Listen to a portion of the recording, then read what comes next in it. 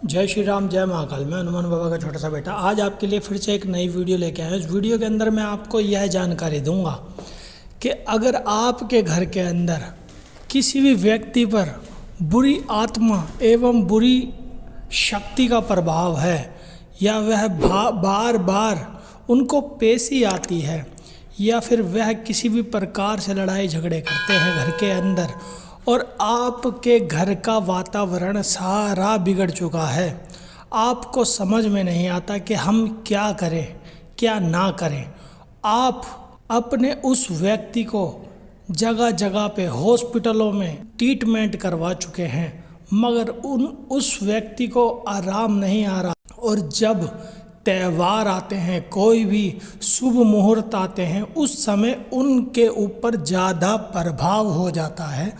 इस तरीके की क्रिया को किस तरीके से ख़त्म करें जो कि आपको हर पल परेशान करती हो, आपको रात को सोते समय डर लगता हो, भय लगता हो कि आपके आसपास कोई व्यक्ति या फिर किसी प्रकार की बुरी आत्मा घूम रही हो या फिर आपको सपनों में इस तरीके के विचार आते हो, इस तरीके के सपन आते हो कि कोई व्यक्ति आपके साथ कुछ गलत कार्य कर रहा हो या फिर किसी गलत ढंग से दिख रहा हो या फिर आपके पीछे मारने को दौड़ रहा हो या फिर आपके परिवार के किसी भी व्यक्ति को मारने की कोशिश कर रहा हो। कई प्रकार के सपने आते हैं जब किसी भी व्यक्ति के घर के अंदर किसी प्रकार की नेगेटिव पावर होती है एवं नेगेटिव ऊर्जा बसी हुई होती है।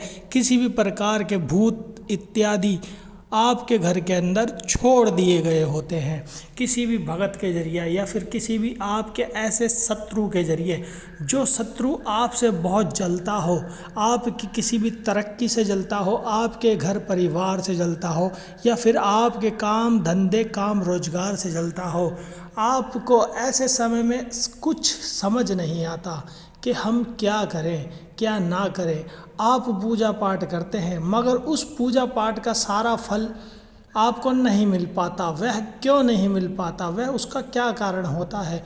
उसका कारण ही आपके घर की नेगेटिविटी होती है। जब आप पूजा पाठ करते हो तो उस पूजा पाठ का आपको फल मिलने की बजाय उसका दुष्प्रभाव आपको मिलता है। आप भगवान से कहते हैं कि भगवान मैं आपकी कितनी पूजा पाठ करता हूँ मगर मेरे घर के अंदर ही ऐसा क्यों हो रहा है।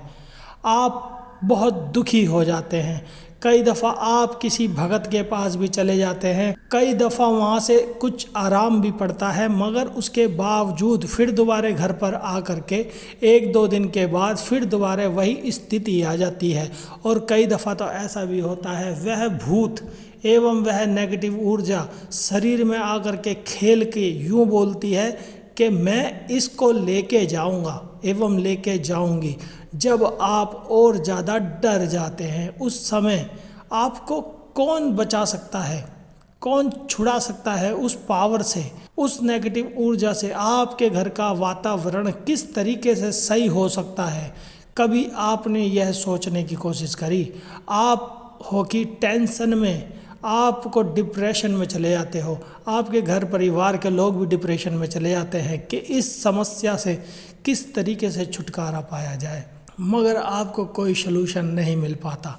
आज मैं आपको वह सलूशन बताने की कोशिश करूंगा जिस सलूशन के माध्यम से आपको अनंत प्रकार के लाभ मिलेंगे एवं अगर आपके घर में किसी भी प्रकार का किया कराया भी है तो वह भी सब ठीक होता चला जाएगा। मगर इसके लिए आपको समय देना पड़ेगा क्योंकि हर एक कार्य समय पे ही निर्धारित होता है। आप चाहो कि आप उंगली घुमाओ और सब काम हो जाए, इस तरीके से नहीं होता।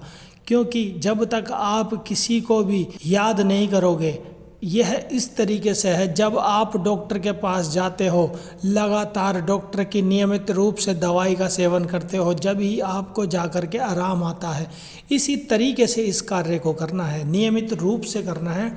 मैं आपको यह बताता हूँ कि यह कार्य क्या है और किस मंत्र का किस पाठ का जाप करना है आपको, जिससे आपके घर की हर एक समस्या धीरे धीरे दूर होती चले जाएगी। और आपको ये भी बता दूं, जब आप इस पाठ का जाप करोगे एवं इस पाठ को जपोगे तो आपके घर के अंदर थोड़े समय के लिए वह पावर ताकतवर भी हो सकती है एवं और ज़्यादा समस्या क्रिएट भी कर सकती है। मगर आपको डरना नहीं, क्योंकि जब आपके घर के अंदर पहले से ही इतनी समस्या उत्पन्न है तो और थोड़ी सी समस्या से आप नहीं डरना, बिल्कुल डरने की बात नहीं।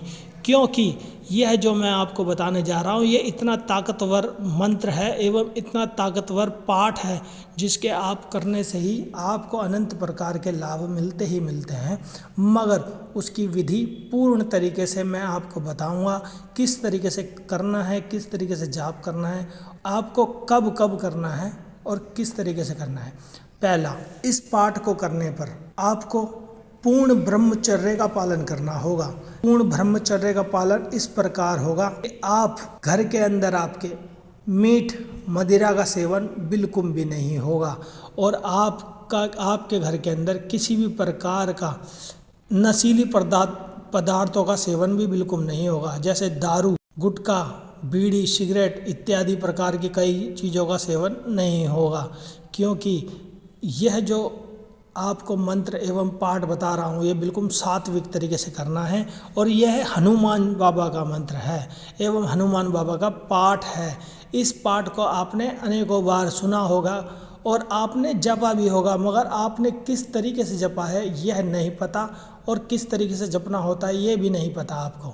मैं आपको बताने की कोशिश करूँगा, जिस तरीके से मैं बताऊँ उस तरीके से ही पूरा आपको जपना है, कार्य करना है। आप देखोगे कुछ ही समय बाद आपके घर के अंदर धीरे धीरे नेगेटिविटी पावर ख़त्म होनी स्टार्ट हो जाती है। पहले तो एकदम से थोड़ी सी उग्र होती है, परेशान करने की कोशिश करती है आपको कि आप यह पाठ बंद कर दें। क्योंकि जब आप कोई कार्य करते हैं ना, जैसे कि किसी चोट पे कोई दवाई लगाते हैं तो एकदम से जलन मचती है। आप देखोगे कि आपका शरीर पूरा का पूरा एकदम से दर्द हो जाता है। फिर उस दर्द के बाद धीरे धीरे राहत पहुंचती है जब आप अपने शरीर पे किसी भी जख्म पे मरहम लगाते हो। तो यह भी इसी प्रकार से जख्म पे मरहम का काम करेगा। तो मैं आपको यह बताता हूँ, यह पाठ है श्री हनुमान बाबा का बजरंग बाण का पाठ। बजरंग बाण का पाठ है और यह शत्रुओं का नाश करने वाला, संपूर्ण शत्रुओं का नाश करने वाला है।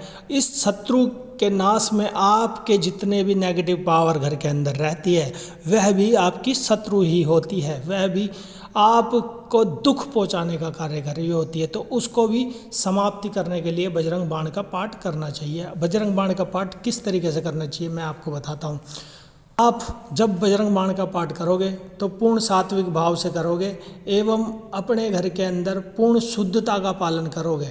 और आप जो भी बजरंग बाण का पाठ करेगा वह पूर्ण ब्रह्मचर्य का पालन करेगा। यानी कि जब तक बजरंग बाण का पाठ करेगा आप अपनी स्त्री को भी टच नहीं कर सकते जब ही ये कार्य करेगा, और पराई स्त्री को तो बिल्कुल भी नहीं देख सकते आप, ठीक है। यानी कि गलत विचार से नहीं देख सकते, वो देखने की बात नहीं, गलत विचारों से नहीं देख सकते, ठीक है। अब मैं आपको बताता हूँ आपको क्या करना है। स्टार्टिंग में आपको 11 दिन का संकल्प लेना है। संकल्प के अंदर आप अपने हाथ पे जल रख के, थोड़े से पुष्प रख के आप बोलोगे, अगर आपके कोई गुरु हैं तो आप उनको साक्षी मानोगे कि हे गुरुदेव, मैं आपको साक्षी मान करके हनुमान बाबा का, हनुमान जी का बजरंग बाण का 11 दिन का पाठ करने जा रहा हूँ। और हमारे घर के अंदर किसी भी प्रकार की नेगेटिव पावर, नेगेटिव ऊर्जा है उसको आप समाप्त करें और हमारे घर के अंदर सुख शांति का माहौल करें।